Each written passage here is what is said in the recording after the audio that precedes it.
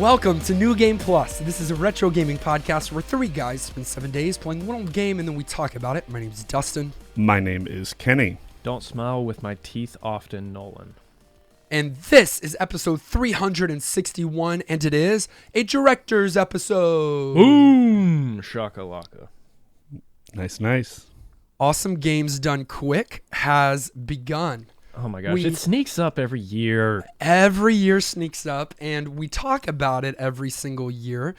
Shout out to Garlisle, one of our community members, who put together a list of the NGP-related games being ran during the fundraiser. Love them, man. Love them. Some of those games include Symphony of the Night. Yes, saw it. Yakuza. It is Kiwami, but it is the first Yakuza. Didn't see that. The Simpsons Hit and Run. I know. Gunstar Heroes. I don't. Oh. Okay. That would be fun to watch. And even Chip and Dale Rescue Rangers. That's just a few. We played that? We did. We did. There are many more. Are there any runs that you're particularly looking forward to watching this year? Lots. This list. Okay. I saw online actually a post where people were kind of like, man, this year looks a little weak, which most of the time people don't complain about this. There are so many games you're going to find one you like. But I do get it. There aren't the really big hitters. But for me, Mega Man 64, which is also called Mega Man Legends on PlayStation, super hyped for that. Mario Kart 8, the most, like the newer Mario Kart. I don't know what that's going to look like if it's just a race between people. RE7 and Simpsons Hit and Run was like my top one to catch, and you already mentioned it. Yeah, no, those are great. Kenny? I have heard a lot about how Breath of the Wild speedruns go. Oh my gosh, you've never seen one, I've Kenny? always meant to watch one and never have. Oh my. I haven't seen one either. I really want to watch that one to finally see all the glitches and all of the ridiculous, explosive travel and just crazy over the top stuff they do to make that game that I know so broken. So that's probably the one I'm most likely to tune into. But there's some other really hype ones on here, including one that I don't like personally as a game, but I think would be really fun to watch someone speedrun. It's one of the later series in the Katamari series. Beautiful Katamari is getting played, and I think that would just be a really fun thing to watch be done really quickly. So might check that out too. Power Wash Simulator. I don't know anything about it, but it's 6 players, all vehicles, no soap. That's the category. That is top of my list now. I think that game's so funny. I don't know anything about that, but I've watched people play it sometimes when they're just Power on Wash? Twitch. Yeah. That's impressive. You know how almost every year they do a Final Fantasy game? Yes, and I saw what it was, or one of them. Well, no, there is only one. Oh. And it is Final Fantasy VII.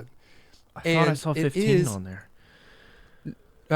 No. Let me check. No, you're right.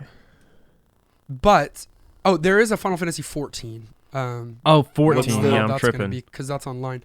But what version of it are they doing for 7? What's the category? The category is any % no slots, which just that's kind of the more grounded, you get a full experience. That's the one that I was learning. And that's the original. That's not the remaster. And that's the original game. And it's Zeal who's running it, who I've watched perfect his run on Twitch. So it's not a fun answer from me, but at least I gave you one with Power Wash, and then my game that is the answer to all questions. Final Fantasy. Yeah, we're allowed to give predictable answers. Yeah. If you haven't yet tuned into AGDQ, you should be able to find it wherever, gamesdonequick.com, and support this awesome charity fundraising event. By the way, you might be able to tell that I'm not sounding the best. Don't worry, I've been on meds and antibiotics, so I am, thank you, getting better day by day. But this illness is getting on my nerves. But you're in our retro, technically still sick. Thank you, soldier. Like in our retro game of the week, Mass Effect. Overview. First of all, we'd like to welcome our director Brunt to the year 2023 and to the New Game Plus podcast. Woo! Hello. So glad you're here. Welcome. Welcome to the future. What? This is the present.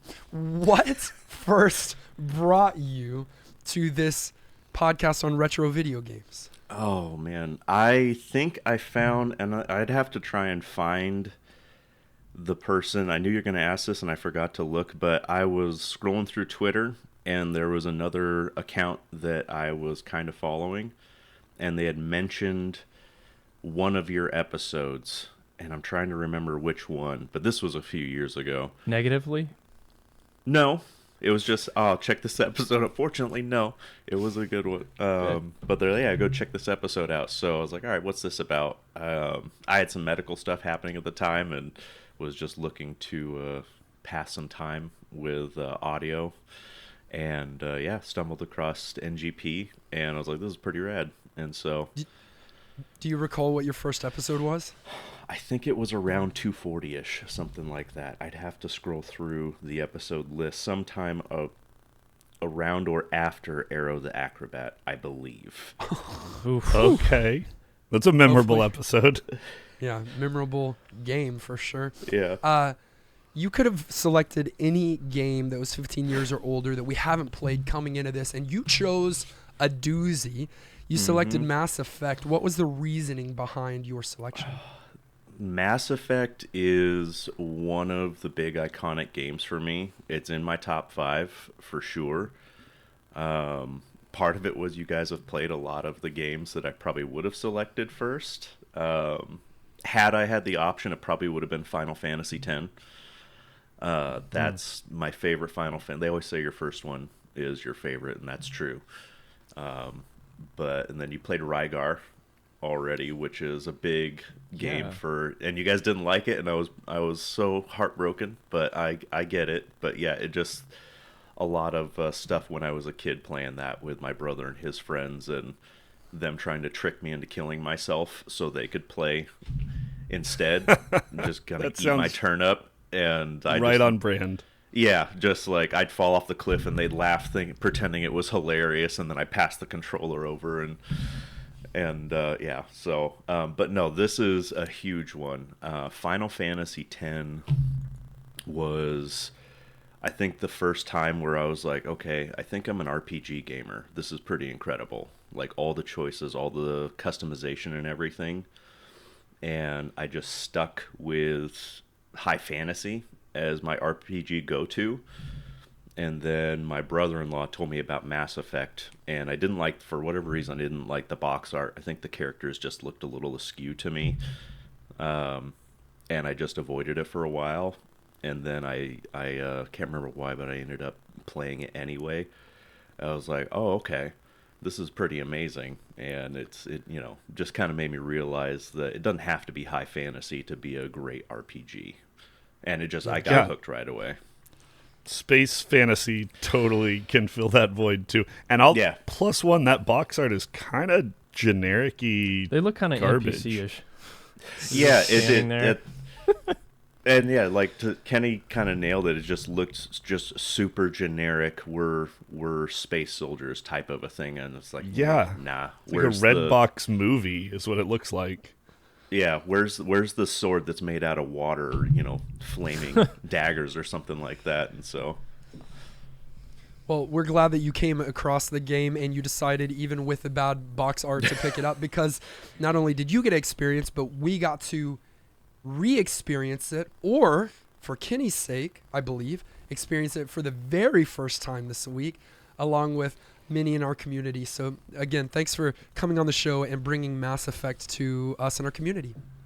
Absolutely.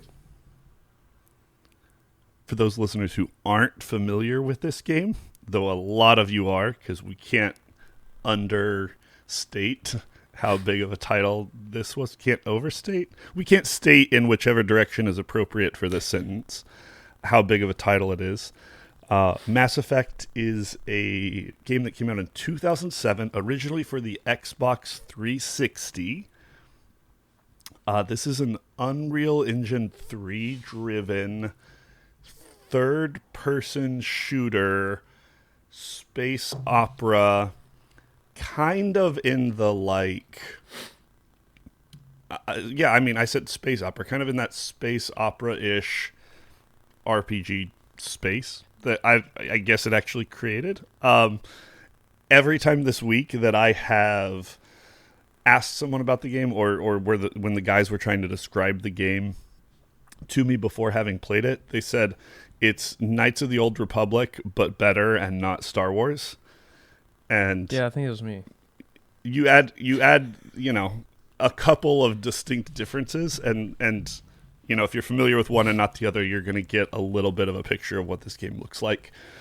Developed by BioWare, and you play as John or Jane Shepard, who gets sucked up quickly into intergalactic conflict that unsurprisingly threatens the fate of all humanity. I feel like I could describe every game this way, and I don't know how much to talk about without feeling like it's a little bit spoiler-ish, but you found out relatively early in the game that there is a advanced machine race known as the Reapers, who their whole thing is destroying civilizations, and they're planning to come back. So you get to quest and side quest your way, you and a squad handpicked by you to accompany you on this mission through a series of stories to see if you can save the world. And along the way, your choices are very impactful to the way that the game turns out, because one of the notable things about this game is that it has a sort of, I always say it's Fable-ish because I think that was the first game that really pushed that heavily, but it has one of those morality systems where the actions you take end up dictating a lot of the direction that your character goes and that the story ends up kind of developing into. Okay, first of all, 15 years is officially yesterday. Yeah. Way too recent. This is a big conversation because we felt this some before, but I think now more than ever, when we get into the latter part of 2022, and especially now the early part of 2023, 15 years ago is Xbox 360, PlayStation That's crazy. 3. It's a whole new, like when we started this podcast 7 years ago, 15 years ago, felt retro. But now we're getting to an era where we're able to play games that for all intents and also purposes, we are going to be able to play games that truly do not feel or seem retro anymore. Yeah, but I'm excited for that. It's just we'll just have to get used to it. By our standards, yes, retro, but by some people they wouldn't consider that, but still we get to play games like Mass Effect, so I'm not going to complain I'm not complaining too much about that. I also wanted to point out about BioWare. I forget, they developed Baldur's Gate, so there's like some OG RPG masters, and Casey Hudson directed this one, who is the guy that directed KOTOR. So like this was just primed to be a better KOTOR. I think I'm the one that said that to you, Kenny, because I think you were, because I don't like Star Wars like that, and so and the second time around I mentioned in my tier list that KOTOR was like not as good as I remember it being, and so I was excited to play this. Yeah, I played a little bit of the KOTOR or KOTOR along with you guys that week, but I couldn't. I got pretty limited time usually, and so I can't really dive too deep into a lot of stuff. But yeah, it was fun, but I was like, man, I miss Mass Effect. And there's even some jank, like coming back to Mass Effect, I was like, oh, this is much more jank than I remember in certain ways. But yeah, I think it's a better KOTOR. And yeah, it is just funny to think about everything that can be played now being 15 years old. I was scrolling through a list, and I don't know why I did it with Leighton being like right there at the cusp of 15 years, but there was a lot of choices as far as what I could pick between. I guess just to make us feel old, or at least older. BioShock is eligible. Portal crazy. is eligible. Portal. Portal was one. I was like, oh, that sounds great. But yeah, there's a lot of games that I do not consider retro that I consider just really top tier modern games that actually fall within that category. Yeah. Either time is rapidly moving forward, or we're rapidly getting older, or It's maybe time is those moving two go forward. hand in hand. Yeah. Gameplay. Two major components to talk about here, and Just If- two. just two. And if Okay. you've played KOTOR, this will make sense to you. The two things that I think people either like a lot or hate one, love the other, is the story / talking aspect of this game. And then you have the combat and the exploration that are pretty separated in Mass Effect. And I saw lots of hate for one of those things this week, and it was the combat. And I don't know if you want to start there, but I do think that when you talk about this game, a significant chunk of your playtime is spent talking and going through dialogue, a lot of it, and then another smaller portion is in the combat. That's kind of the ratio of Mass Effect, and that works for some, and it doesn't work for other people. Well, you said you addressed BioWare earlier, and Baldur's Gate being one of their earlier things. KOTOR, we didn't even mention, but Dragon Age is also Dragon BioWare. So like, Age, baby. I forgot about Dragon Age.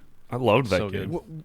Yeah. when BioWare is creating their RPGs, they are heavily investing in the RP side of their Gs. Of course, of course. Yeah. And so much so that gameplay, in my opinion, is secondary in their design scheme. Mm-hmm. And it is maybe a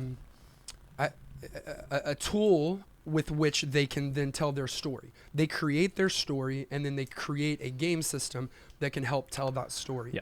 And so I I obviously see here that story and world and characters all of that is to the max, and gameplay is to the min. Yeah, it takes a back seat.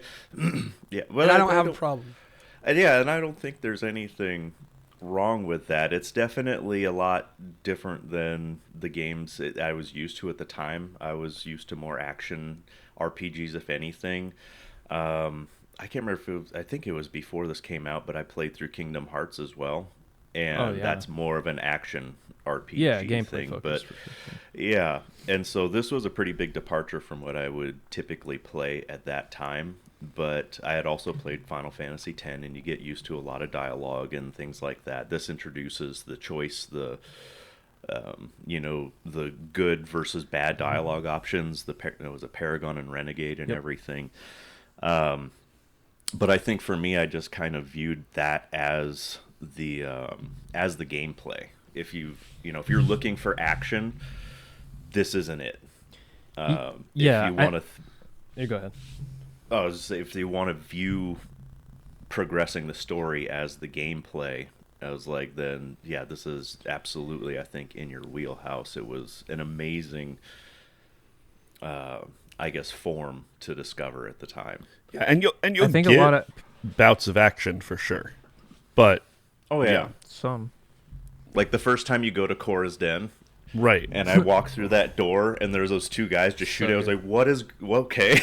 Yeah. And then you go in, and everybody's just like, whatever. It's fine. Well, that's actually one of my complaints. This is a nitpick, but like you'll be in story mode, like we're talking about, where you're just exhausting dialogue and just walking around the Citadel. Which, by the way, that segment can take up to like 3 or 4 hours of your time. Someone spent more time there this week in Discord, and I can't blame them. That's what that section is. But you'll be in that mode and that mindset, and then out of nowhere, combat happens, and you're standing there looking at like nothing, and people are shooting at you. They give you no time to like prep, hide. It's just like you're taking damage. I thought that could have been better. the transition could have been smoother. Yeah, for sure. yeah. And there's a lot of things with the gunplay and gameplay that could be improved for sure.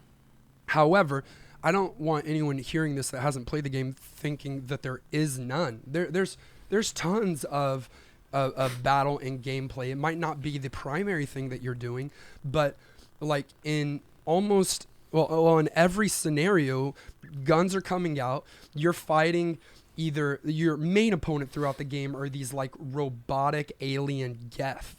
That are they have different forms, but they are attacking you. But you also fight other alien species throughout the game. You'll have Krogans that are just running at you full speed. Juggernauts. Your big old Terrifying. You'll find yourself in a vehicle doing battle on the surface of a planet, fighting huge aliens, like all kinds of crazy stuff. There is lots of action, but they do it again in a kind of unique way. A lot of times, especially RPG games, will go first person to make you be there. So you have to remember you're over the shoulder. That kind of makes sense because you're also doing the squad control, which we should talk about a little bit because that's an interesting mechanic. But not only did they add this squad element that other games sort of do later. I think Halo 5 ends up picking up some squad things, and like it's a thing that's been done, and I don't know if this one was the first game to do it, but certainly like leaned heavily on that. But they also, you're not just running around shooting. You're doing the whole sort of duck and cover version of gunplay, which some people really like, but is not my personal favorite style of shooters. I think it's important in this one too because I got pretty wrecked early. I hadn't jumped back into this game for a while until this week to play through, and I'm embarrassed by how many times I just died out in the open because Dustin, I should say. Yeah, I got to the majority of my game time this week was at Nolan's house, watching him play and playing along with him his run through of Mass Effect. Nolan was dying a lot, but also it was Nolan's first attempt at face-to-face Vanguard shotgun combat. In the past, you've done like stay away, infiltrator, sniping stuff, right? Mm-hmm. Yeah, I love both, but I had a blast with Vanguard, and I'll talk about it more, but I while we're on combat here, I'm in the minority, but I do want to defend it because I'm one of the few that actually likes the combat in this game, and for a few reasons. One, conceptually, you are Commander Shepard, you have a ship, you have people, and you tell them what to do. Love that you can do that. Wish it worked better. Like, I'm telling them to like you hit down on the D-pad, which is like a quick shorthand way, the D-pad of like commanding, like that a lot. But like they don't really listen to you, and the AI is kind of dumb. So like I've got Rex on my team and he loves fighting, and I'm like, take cover, and he's like running in. I'm like, no. I have to like go back and spam the take cover button before he actually falls back. But there was one fight in particular, Dustin, and you know which one. I'm doing Rex's family quest line. I'm getting his armor back, and I was severely underleveled for that segment. But there's a lot of places to hide, and I loved that fight. Took like over 5 minutes. I was picking off one at a time, and I was using the command wheel that you pull up and using each character's strengths to, and throwing up barriers and shields on me so that I could withstand damage. Most rewarding fight out of the whole time for me. And so that's why I love it, but I totally understand, and everyone is right. The AI is kind of dumb, and it should work a little better than it does. Yeah. Well, and that's why people, in general, Mass Effect 2 is way more readily accepted as the superior Mass Effect. This one was a good introduction to their system of squad management and combat in their gameplay portion of it, but it was just more of a foundation or a groundwork for what it was going to become, because it was pretty jank. Even I was messing around. I was like, go there, take cover there. They're like, just go shoot the guy from that point, and it's like, no, and then they go down, and you're like, oh, okay, all right, and that just made the fights even harder. I splashed out and got a Steam Deck, and it will run on Steam Deck, and so I was a good portion of my fooling. I didn't get as far this week as I wanted because I was messing around with the Steam Deck and trying to configure everything. it's not the best experience, but yeah, there was a little bit of hindrance from the platform I was using on that too. Let's go back to the beginning, Brunt. I want to hear your revisit this time. Did you go with male shepherd, female shepherd? Which class did you go with? What was your primary team?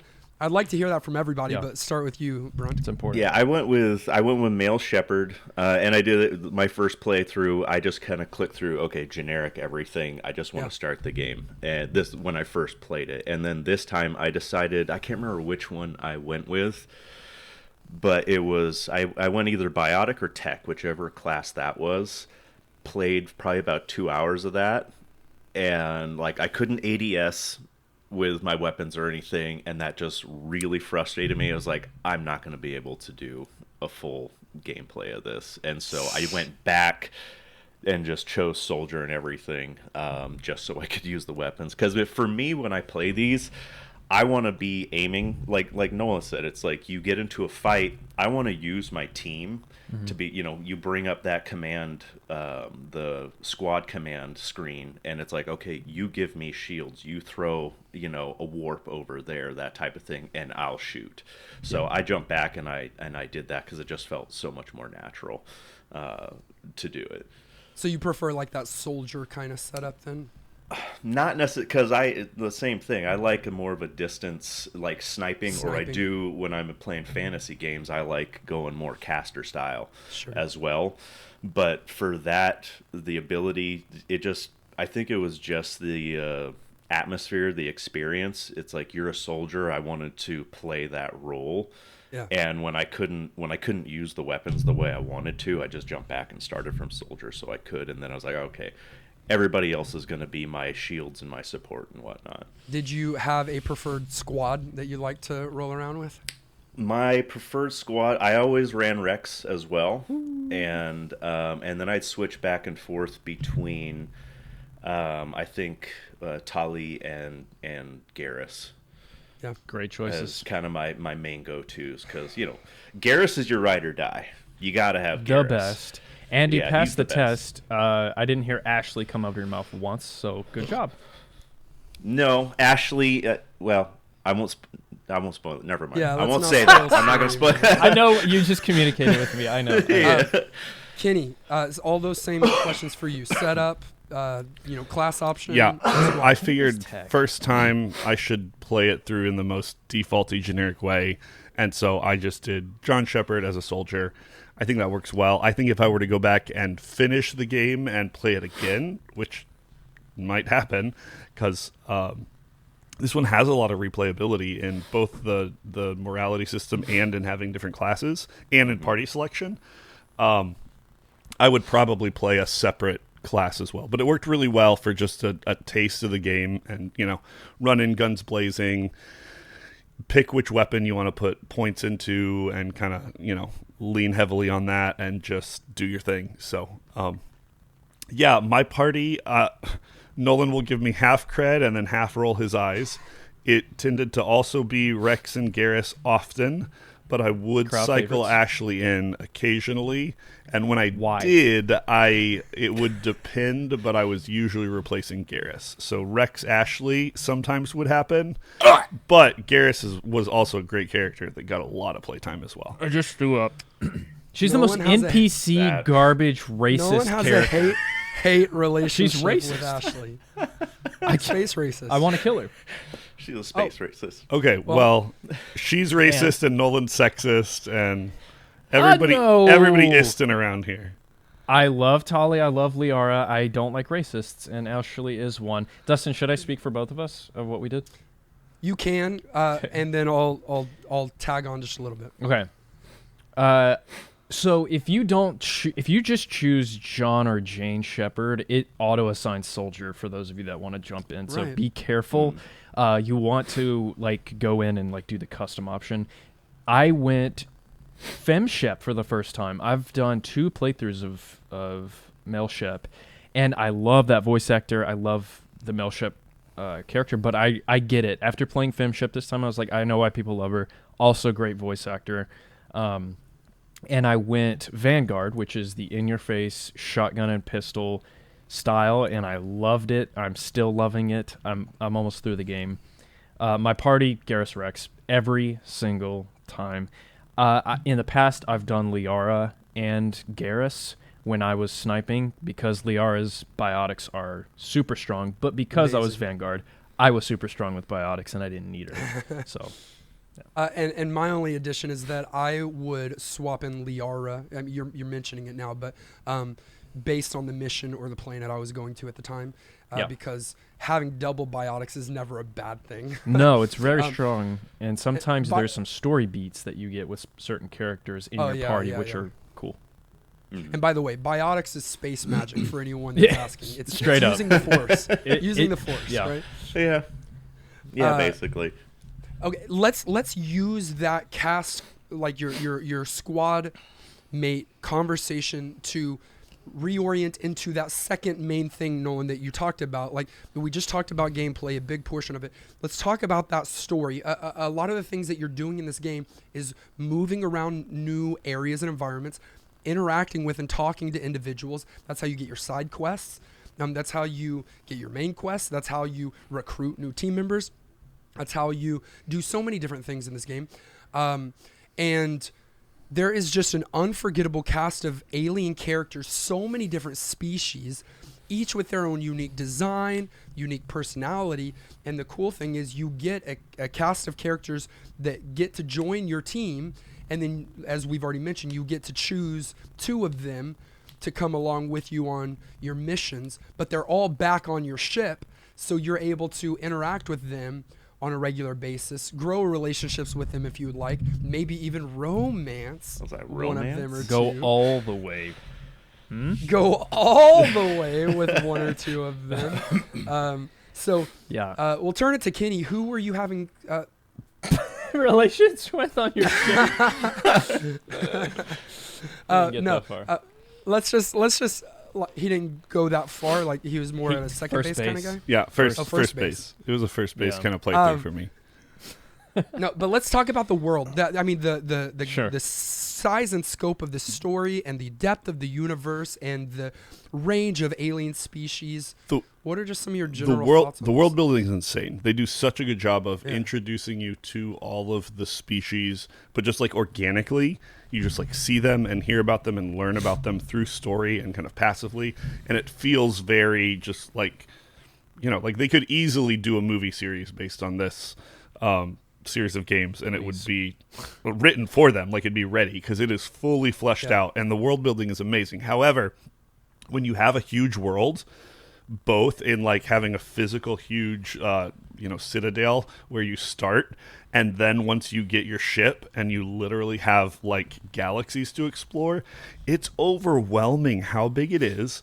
And I started each phase of sort of new place and places being totally lost, knowing where to go, what I should do, how to interact with my environment. They do some things to help you figure out how to move around, and there's signs and different things, but those aren't immediately evident.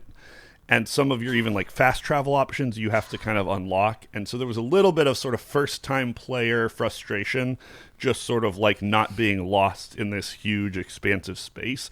But that gives them such a palette to paint the experience that once you get over that, it's a really, really cool area to hang out in and world to explore. Each of the different environments are unique enough, and they repeat some of the same like interiors a lot, but all of the different worlds have their own different vibe and like look and feel. They each also have their own different gravity, so when you're driving around the Mako, you'll feel that as you're, and a lot of people hate the Mako. I don't. It's fine. It's squishy driving because you're on a planet with different gravity. Like, come on. It's fine. I never really, people are like, oh, it ruins the game. I'm like, no, it doesn't. Stop it. That world building, or the intro and then the Citadel section is one of my favorite world building segments in video games ever. There's a lot to take in, and yes, Kenny, it is overwhelming for first-time players, but I think that's part of the experience, being in space, going to these planets. Like, I really recommend just playing it, you know? Like, you can look up where to go, I guess, but, like, what if you didn't? You would eventually find it, and along the way, you're going to find awesome, cool side quests. And, like, the story continues to give and give and give. One of my complaints about the game is the loot system in this RPG. I was always like, man, I wish this was more rewarding. All the chests get samey. You end up getting weapons you already own that you're just going to sell. But I think after playing this again, the loot feeling that I want from getting like a reward is from exploring the game, finding a piece of intel that's going to send me to a random planet to investigate. That's the loot. And it's the story. The story beats are everything to me, and I think it's so well done. Yeah, the exploration aspect of it is incredible. And to go with what Case, it's like it's overwhelming. And I remember feeling that the first time I played this game. And it does a very good job at world building, but the Citadel segment of the game is the worst to me. I knew it starting this. I was like, I don't want to play through the Citadel again. But you do get a lot of great information if you take the time and you explore through all the area, the financial district, the Presidium, all the wards, all of that, and you talk to the NPCs and everything. You get a lot of flavor dialogue.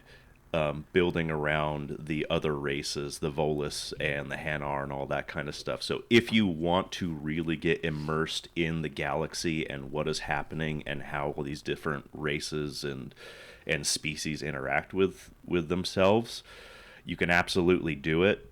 And it is incredible if you like to feel immersed in that universe. If you don't want to, you can skip all of them and not help anyone. And I did but this week. You're going to be short. Because I played it, and it's surprisingly quick. I got so far in a short amount of time.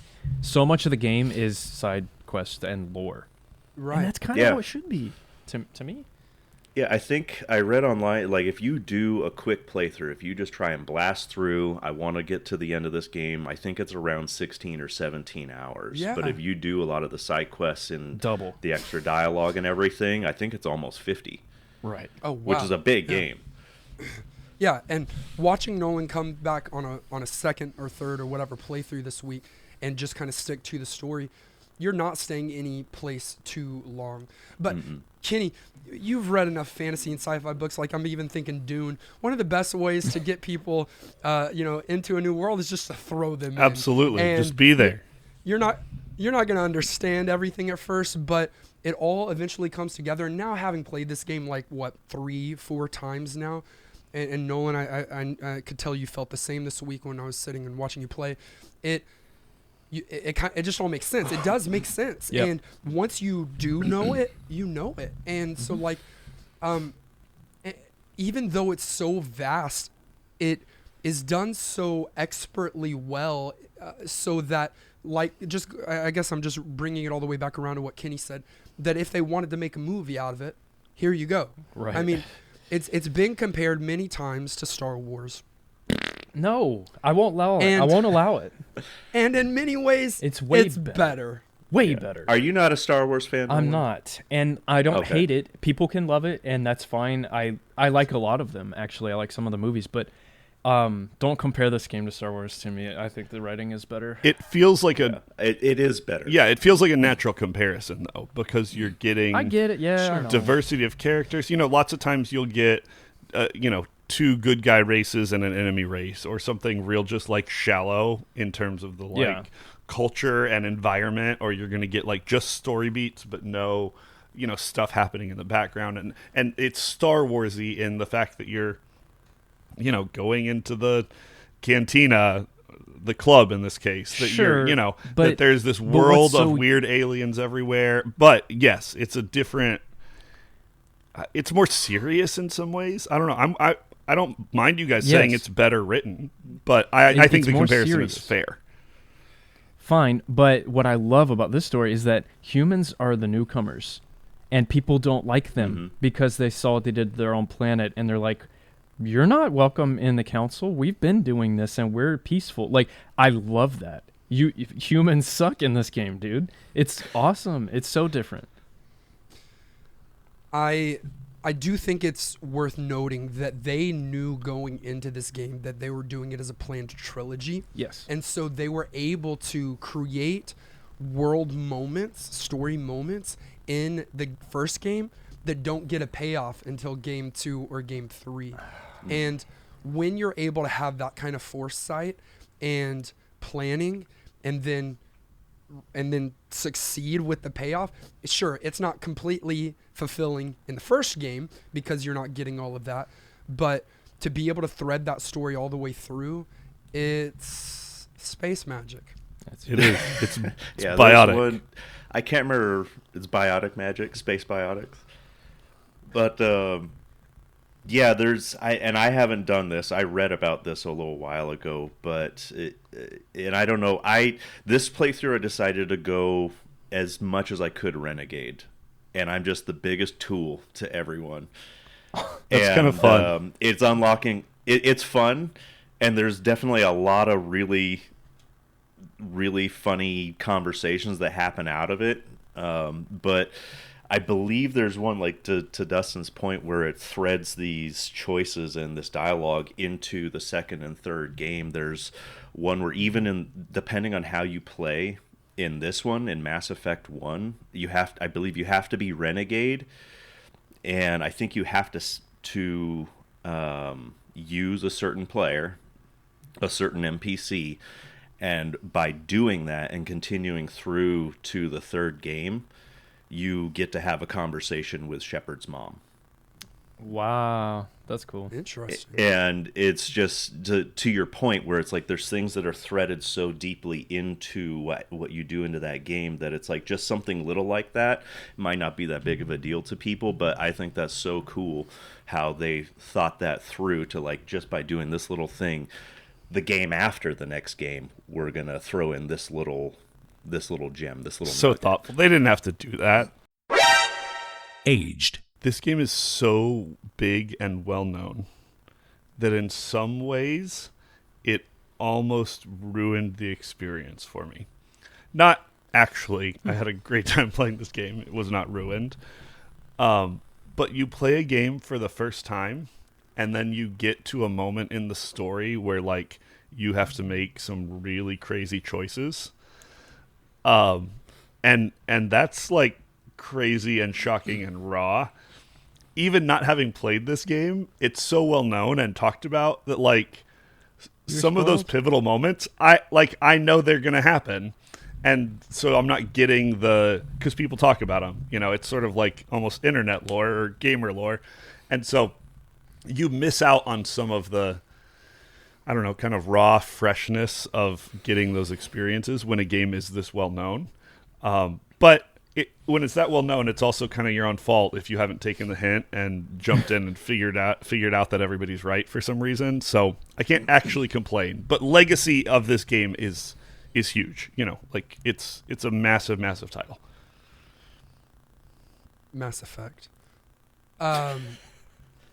Did that take away from your experience this week? Or because I get knowing some of the big pivotal moments can do that, but it's different from knowing it from afar and then being the commander that's the one that is responsible for making the decision. It took away some of the surprise of some of those, which still Sure. just takes some of the sheen off. It's always more fun when you get to play something. And there was also this sort of just dilemma I had, and I have this a lot when we play old popular games. I worry that my sort of like, what if this didn't age well and everyone is viewing this through nostalgia, and then there's something in it that, like, doesn't work for me, and I'm just like, well, everyone's gonna hate me because I disagree on a thing or whatever that is almost like colors your perspective a little bit. And so I didn't actually struggle with that. I just played the game this week, had a nice time, but it is a little bit of a downer to kind of know some of the big surprises beforehand. Sure. I mean, you're probably gonna. I'd say just from this point forward, being, I don't know how old you guys are, but it's like, I guess being more conscious of all these popular games that have come out, and it's just, as we push forward, you're gonna get more and more games in this age range or newer. I think that's going to be a challenge that you run into. Oh, for sure. Knowing a lot of spoilers, people talking about it, and we're this time frame, you're heading a lot more into the information age. People Certainly. online, just tearing up a game's choices or endings or the plot, plot hooks, all that kind of stuff. But I could see that being just having known certain things, because when I played through it, I got to those choices and I got to those segments, and there's some areas where it's like you have to make one of two really hard decisions, and you're just Easy like decisions. one of them was like, oh yeah, click. Yeah. Nolan had no difficulty and no remorse. He's playing a primarily Paragon playthrough, but there's one time and a moment where he goes so renegade on an individual. Oh yeah. Every single time. Yeah, there's ones where you're like, well, renegade option. easy. It's really funny to me. So it's easy for you. Well, with that newness of the game, like we said, 2007.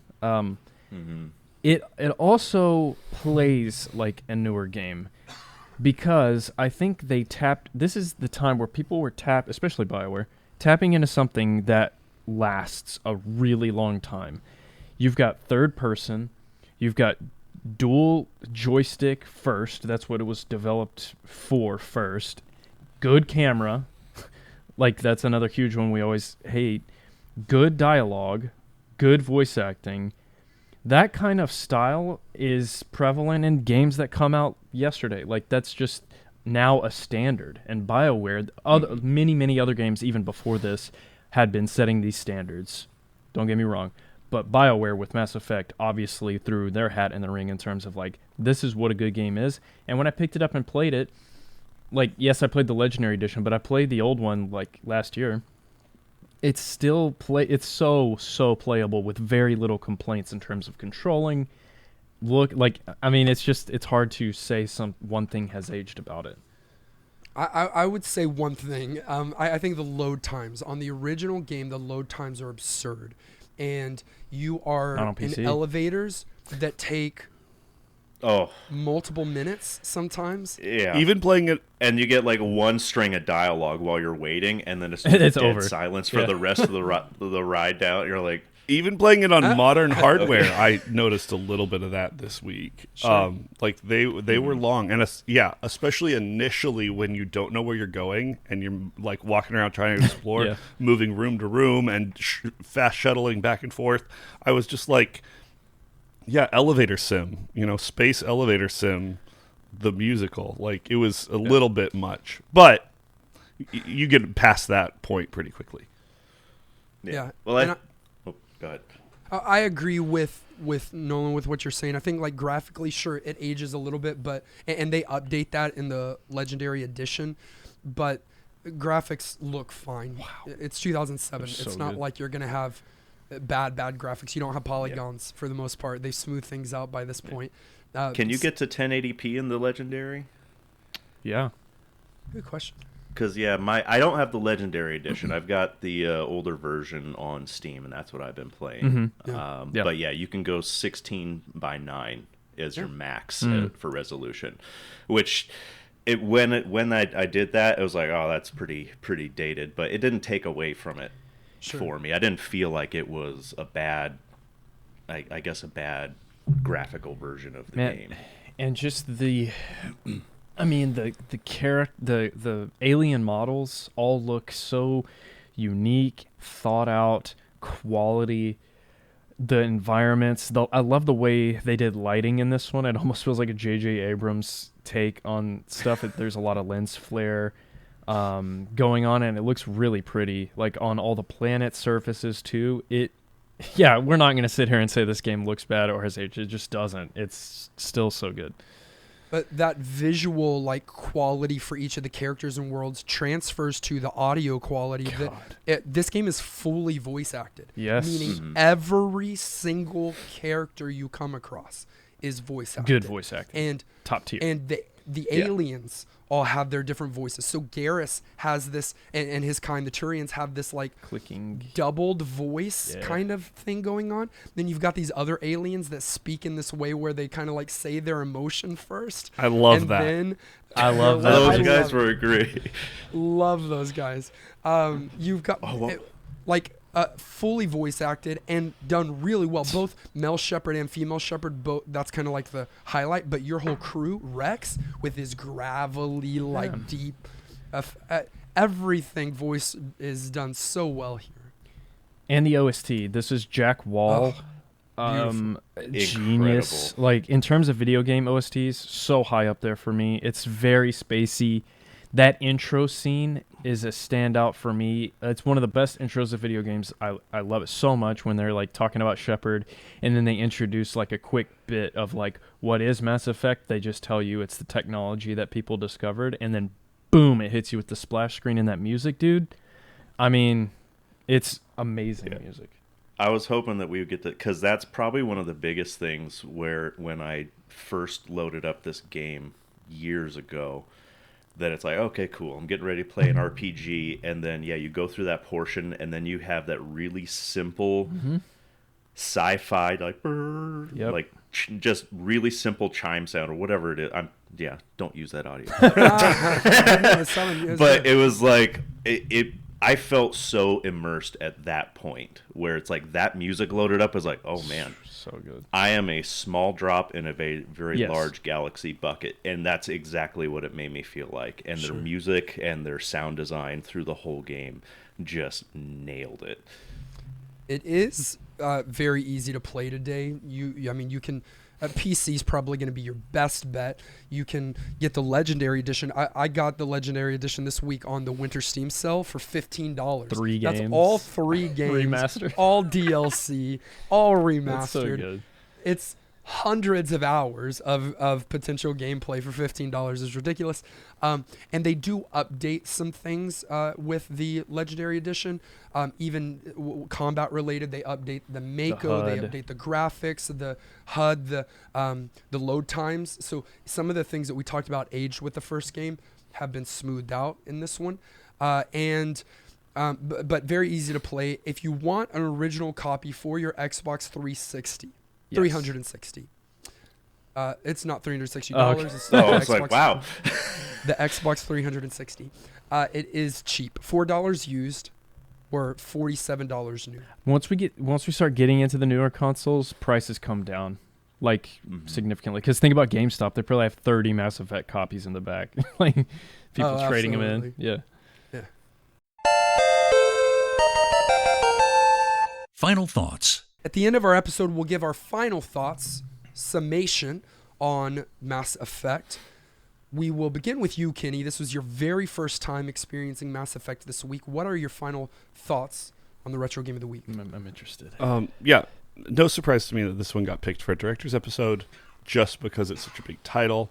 Went into it a little bit worried that having had some time to actually age and not having played it, that people may love it for nostalgia reasons. And, we've run into some of these where I play an old game and I'm kind of like, it's not great for me today. And sometimes I'm just wrong, but sometimes it's because people have on those rose-colored glasses. And so I was a little bit worried about that, if this was going to be a, hey, let's offend half our community kind of episode. But it wasn't that at all. There are certainly a few moments that I wish the game had taken a different direction, but most of those tend to be personal preference things. I don't love the popping up and down groundhogging style of being a shooter. Like, that doesn't really super work for me. But overall, this game has everything you want in a big, fun, interesting title. Great atmosphere. A super interesting, well-written story. It's got the looks, it's got sounds, enough gameplay and enough variety in the gameplay that it's enjoyable and replayable. And so it's one of those few games that I expect after the episode I will continue to play, which is always a kind of extra vote of goodness beyond just saying that it's good. So so glad that I got to catch up on this one and an absolute banger of a title. Very glad we got the excuse to play through it. So, yeah. I've loved the Mass Effect series for a long time. In order to play Andromeda, the most recent Mass Effect, a couple years ago went through the series again, and it's one of the best stories in video games. And the gameplay does get better as the games progress. I mean, Mass Effect 2 is nearly perfect in almost every area. And although there may be some aging factors to Mass Effect, the first game, none of them are preventative. None of them are too much, especially for me. And I do have legacy experience, so I have legacy feelings as well. But even trying to separate myself from that, this game is a work of art. It's absolutely excellent. It has created such a beautiful and robust world that although many people can rightfully compare and contrast it to Star Wars, it is completely distinct. It is not Star Wars. And that's probably a difficult thing to do when you've got such a corner on the market there. But they did it, and it's so good. And Garrus is the best. And Yes. I love Mass Effect. So thanks for bringing it for us. Nolan, what are your thoughts? Yeah. I mean, when you have a team that from the beginning their idea was, what if you could take your character from the first game with all of their choices and experiences and faults. Guys, the first time I played through this game, I could not prevent a terrible thing from happening, and it crushed me. And I continued playing.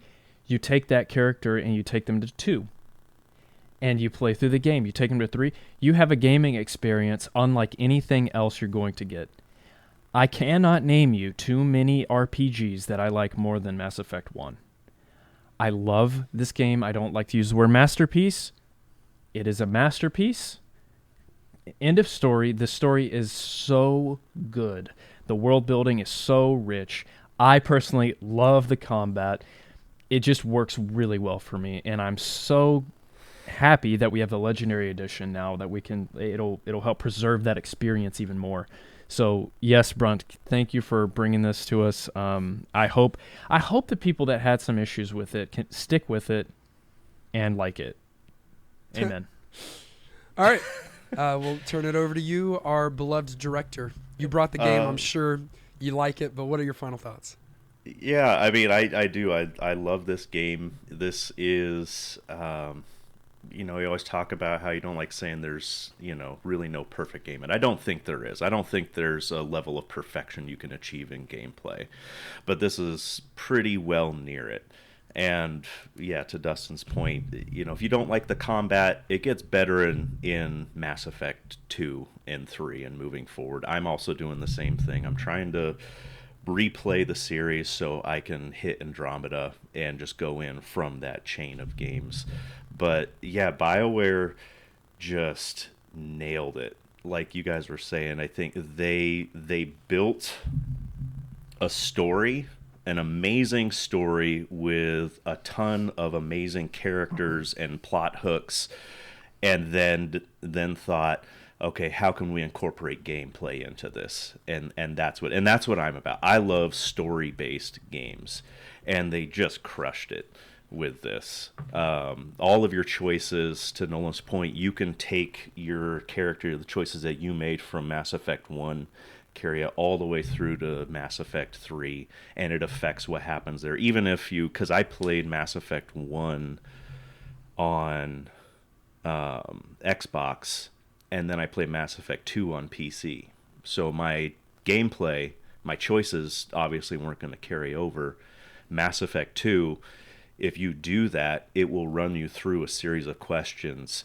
Who did you pick for this? Who died, whatever. And so that way it can maintain that continuity of what your gameplay was, which is just incredible. They thought through so much, and they put so much love and heart into this game that I think everybody should at least experience it.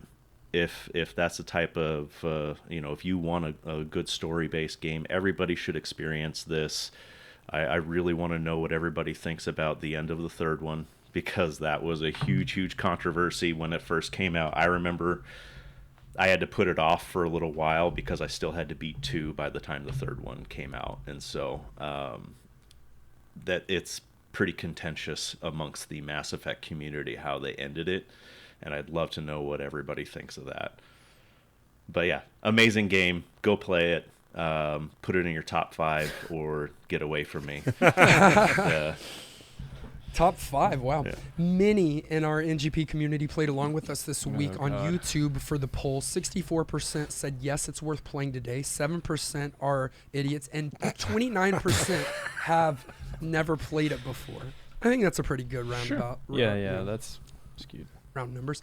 Minnie wrote in, won't be able to include all of your thoughts, but go to our commentary channel in Discord, read your peers' thoughts on this game. Some of them are right and some of them are wrong. Epic Dom said, I had zero knowledge going into Mass Effect and haven't played any games that it could be compared to.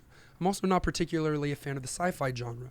What took me by surprise was the sheer amount of world building and voice acting helping me to feel immersed.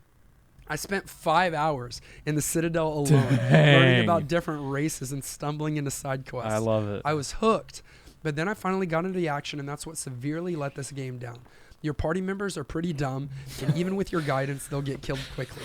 It's something you have to accept and work around. The combat and UI is what shows Mass Effect's age, as it feels clunky and not particularly intuitive. Despite this, I'm going to continue playing this game, and if you can get past the dated combat, you owe it to yourself to get lost into the world building, because it's just that good. I give it New Game Plus. I loved following Dom's journey this week with the game, and those complaints completely valid and true. Luckily, it's more skewed in the story and dialogue directions than it is the combat. So, sure. I was going to say earlier, I think if you go into this game wanting a really good third-person shooter, that's not what this game is. No, yeah. That's not what they set out to create. No. But if you want a good RPG, you're not going to find many better. Yep. Jake said, I'm so pumped to hear you all talk about this game. Mass Effect is one of the greatest Western RPGs of all time. The trilogy delivers the best storytelling experience I've ever had in a video game. I love the series so much that when the Legendary released, I took 4 days off of work to binge play and enjoy it. Yeah. You kind of did too, Nathan. Yeah, I did. So, yeah, I'm a fan. I don't see a world where all 3 of the guys don't have a blast playing the game. Garrus is best boy, Tali is bae, and Ashley can keep her racist butt in the spaceship while the rest of us have fun. Correct takes all around. All the great takes. Except Kenny tried to romance Ashley, so. Yeah. You don't know who I am. Oh, Talia's waifu. Tali. Yeah, you do get to see her with her helmet off later in the series if you play your cards right. Yeah. I'm not I'm not a Tali guy. I'm more of a Liara girl. Or what's the girl's name in 2? Girl? Miranda in 2? Yes. Yeah. Oh yeah. I like when a girl's a little mean to me. Bro Gem said every Friday night when I was a kid, we would sit down with pizza and watch sci-fi TV, starting with Star Trek, The Next Generation, and continuing with things like Lost in Space. Yeah. I had a passion for sci-fi lore and world building and devoured Star Wars novels and games, but I always longed for a game that made me feel like Captain Picard exploring the universe. Mass Effect was that game for me. I was the intrepid explorer, tough when I needed to be, but ultimately driven to explore and to learn. The extensive lore in the codex of the game intrigued me, and it painted a multifaceted universe full of varied alien civilizations. I got to command my own ship with a crew of interesting characters who I built rapport and loyalty with. I chose to be a soldier, focusing on being a commander. No space magic, just human tenacity and a phaser on kill. Admittedly, this first entry has a lot of rough edges. It clearly was a prototype of the games that would come, but if you can overlook the aged bits, what you will find is a deep, compelling sci-fi story with excellent characters and voice acting, all wrapped up in a deep lore that finally gave me the chance to captain my starship and save the galaxy. It really is interesting to be the leader from the beginning of the game. Usually, RPGs will start you at the bottom. People treat you like trash. You have to work your way up and prove yourself. This one, you are in charge. I love that. It's so different. It's so different, but you Yeah, are. it was a great take. But you are still an orphan. I wasn't. Yeah, only if But- you choose to be. Yeah, only if you choose to be. You can actually choose that you're not. But yeah, I like that point where it's like you don't start out as some little peon trying to work your way through the ranks. It's like that portion's done. It's okay, how do we get you into the council, or get humans into the council, into the specters and everything, and well, and I think too, it wouldn't have been as great of a story if it was Commander Shepard working his way up to being Commander Shepard. They start you off in an amazing story and skip all that stuff that's already been done. Thank you for sending in your thoughts on the retro game of the week. You can do that each and every week, sending your thoughts to ngbpodcast@gmail.com or stopping into our Discord. We've got a commentary channel there. We'd love to try and include your thoughts on an episode. And we'll try to do that next week as we are playing a brand new game that we're going to randomly select from our Retro Master list. Oh, first randomizer of the year? Yeah. Is that correct? Yeah. Yeah. Yeah, because Hype. Patreon poll was last week. Director's Yeah. episode was this week. Okay, it and rests Randomizer on this. is this week. Will the year be good or bad? Randomizing now.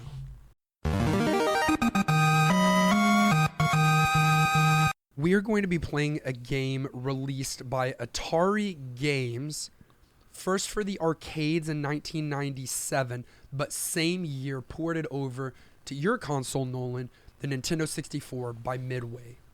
Oh, goodness. Okay. Okay. It is a fighting game, and like many fighting games of the time, its style is marked by extreme violence. Oh, my goodness. Okay. Okay. I know what it is. It's Midway. you don't. Yes, I do. It's Midway. The game that we are going to be playing for the next 7 days that is similar to games like BioFreaks and Mortal Kombat, but is neither, Okay. is the game Mace: The Dark Age. Nah, we can skip. You can re-randomize it. Mace: The Dark Age. Mace: The Dark Age. I was definitely thinking Mortal Kombat, but the port to I thought you N64 were. threw me a little. This is, it looks kind of like medieval, like I'm seeing armor, shields, maces. Okay. And should we play? Well, I mean, we can choose. I guess arcade, or what was I on believe the the list? one that was submitted was actually N64. Okay, so then that's what the I'll one play. that we are I'm going gonna- to play this I'm going to week. do a Paragon playthrough of this game. You think so, Kenny? Yeah. Try to talk people. Yeah, I'm going to Yeah. find a way Actually, of being the let's good not guy. fight. I don't know. We love our fighters around here. The last one we played was Balls. I like good. Oh, don't talk I like about good balls. My fighters. gosh. Okay. I remember the box art on this, actually. Uh-oh. Okay. Well, All right. That's see. crazy. Well, find a copy of Mace: The Dark Age and play along with us this week. 2023 is the year for you to join Discord. Don't wait. Do it now. Discord.gg/newgameplus. We want to say a big thank you to those of you in our community who support us on patreon.com.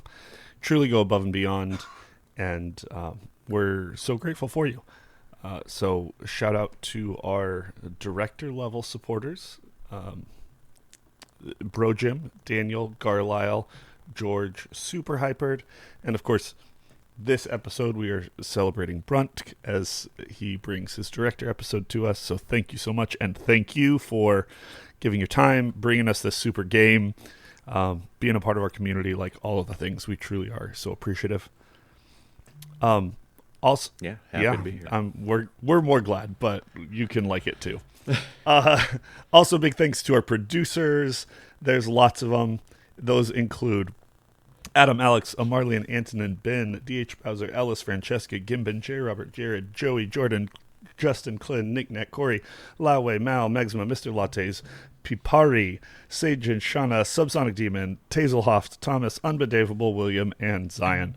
Appreciate you guys, and you're starting our 2023 off in the right direction, even if the game we picked might say otherwise. We'll see. You can follow us on our social media. That's Facebook, Twitter, Twitch, TikTok, and YouTube. All of those links are in the show notes. Listen directly on any podcast provider of your choice. Make sure you subscribe so that you're the first to get new NGP episodes. And while you're at it, please leave a kind rating and review. Our video episode was edited by our friend Dylan. Our audio episode was edited and produced by our friend Dan Willett. Again, our guest was Brunt. Would you like them to find you online? And if so, where? If anybody wants to, they can find me online, Brunk Games, at me at Twitter. I post nothing useful. I retweet pixel artists and indie game stuff, and just trying to support people there. And someday in the future, my buddy and I are trying to do our own podcast. So I guess I'll probably post in the self promo section. So very cool. Join us next week as we play Mace: The Dark Age. Until then, I'm still Saren. I'm still Garrus. Star Wars Wishes. And that's Brunt. And this has been New Game Plus.